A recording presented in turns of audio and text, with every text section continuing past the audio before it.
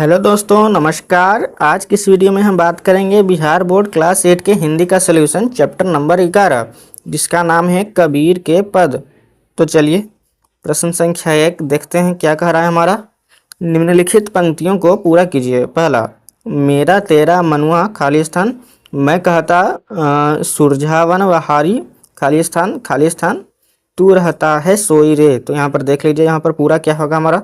मेरा तेरा मनुआ कैसे इक होई रे, मैं कहता हो आँखिन देखी, तू कहता कागद को लेखी, मैं कहता सुरावान हारी, तू राख्यो उरझाई रे, मैं कहता तू जागत रहियो, तू रहता है सोई रे।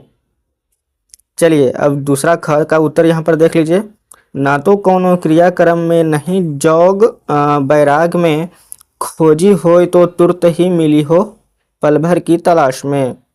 चलिए प्रश्न संख्या 2, इन पंक्तियों के भाव स्पष्ट कीजिए। पहला, मैं कहता निमोही, यहाँ पर देखिए मैं कहता निर्मोही रहियो, तू जाता है मोही रे। इसका उत्तर देखिए, कबीर के अनुसार मनुष्य को अनुरागहीन यानी कि निर्मोही होना चाहिए, क्योंकि अनुरागहीन होने से ही मनुष्य का कल्याण होता है। इसके विपरीत मनुष्य अनुराग में पड़ जाता है। दूसरा देखिए, मुँह को कहाँ ढूंढे बंदे, मैं तो तेरे पास में। उत्तर देखिए, मानव ईश्वर को यत्र तत्र यानी कि यहाँ वहाँ मंदिर मस्जिद में ढूंढते फिरते हैं, लेकिन ईश्वर तो मनुष्य के पास ही हृदय में निवास करते हैं। चलिए प्रश्न संख्या 3 देख लेते हैं।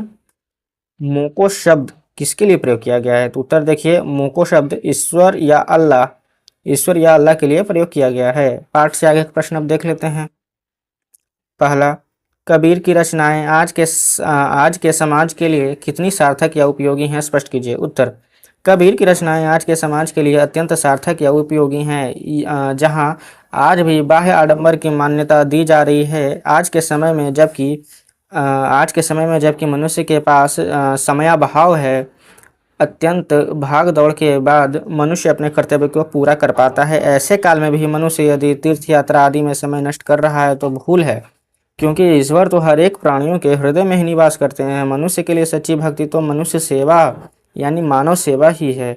इन सब बातों की सीख कबीर के पद से मिलती हैं। अतः कबीर की रचनाएं आज के समाज के लिए उपयोगी एवं अत्यंत सार्थक सिद्ध होती हैं। चलिए प्रश्न संख्या 2 देखते हैं। सगुण भक्ति धारा, जिसमें देखिए सगुण भक्ति धारा क्या होता है। तो यहाँ पर देखिए, जिसमें ईश्वर के साकार रूप की आराधना की जाती है। निर्गुण भक्ति धारा क्या होती है, जिसमें ईश्वर के निराकार यानी बिना आकार के स्वरूप की आराधना की जाती है। इस आधार पर कबीर को आप किस श्रेणी में रखेंगे, तर्कपूर्ण उत्तर दीजिए।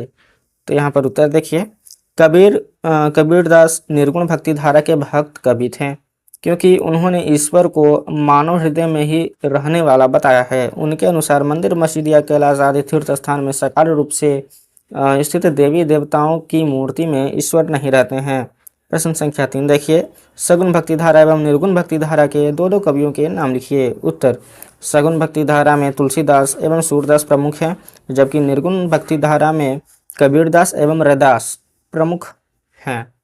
प्रश्न संख्या 4, वैसी पंक्तियों को खोज कर लिखिए जिसमें कबीर ने धार्मिक आडंबरों पर कुठाराघात किया है।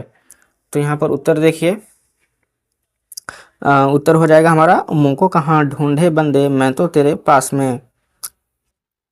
पहला, नामे यहाँ पर बीच में भी और भी होता है, तो कैलाश में, या दूसरा देख लीजिए, तीसरा देख लीजिए, चौथा देख लीजिए।